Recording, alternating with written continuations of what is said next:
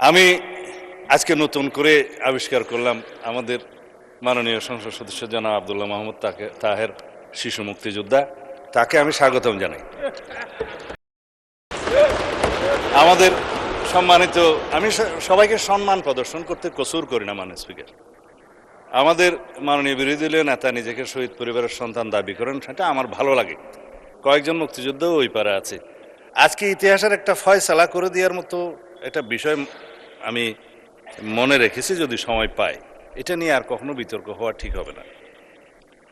মাননীয় স্পিকার, মহামান্য রাষ্ট্রপতির ভাষণের উপর যেহেতু বক্তৃতা রাখছি, ধন্যবাদ প্রস্তাবের উপরে মহামান্য রাষ্ট্রপতিকে ইনস্টিটিউশনের প্রধান হিসেবে ধন্যবাদ এই জন্যই জানাই যে 2024-এর 5ই আগস্ট থেকে 8ই আগস্ট পর্যন্ত এই রাষ্ট্রে সরকারবিহীন অবস্থায় যে রাষ্ট্রের অভিভাবকের ভূমিকা পালন করেছেন, সেই জন্য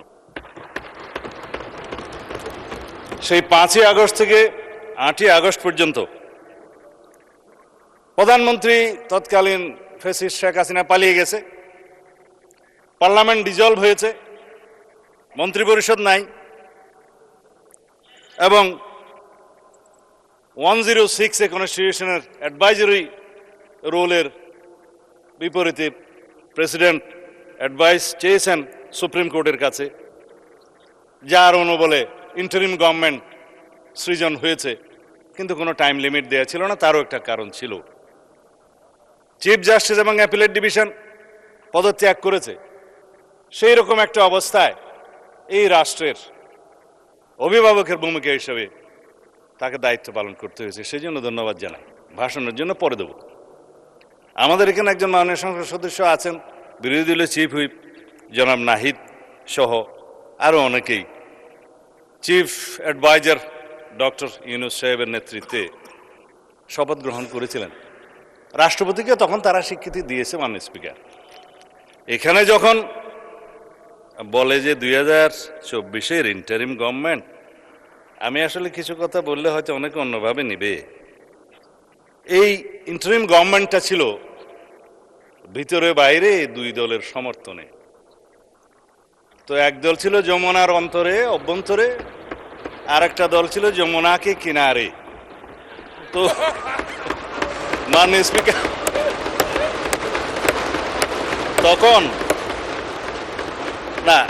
তখন তারা এখন বলতে পারে যে আগে কি সুন্দর দিন কাটাইতাম, এখন নাই।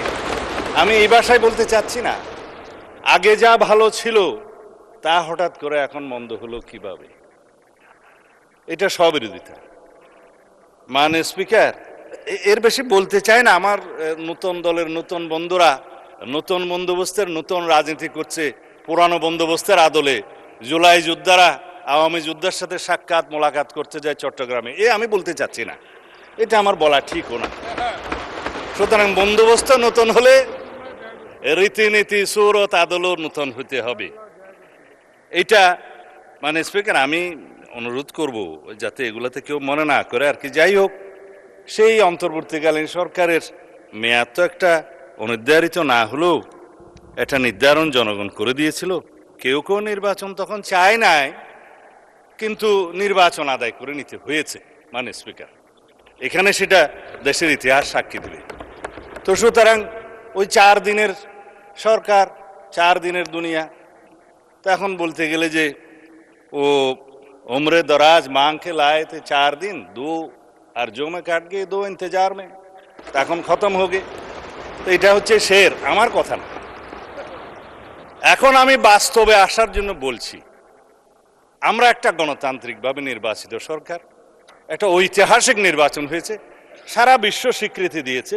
যারা ইলেকশন অবজারভার্স এসেছিলেন ইইউ সহ সমস্ত দুনিয়া থেকে, তারা সবাই বলেছে বাংলাদেশে একটা সুষ্ঠু শান্তিপূর্ণ নির্বাচন হয়েছে।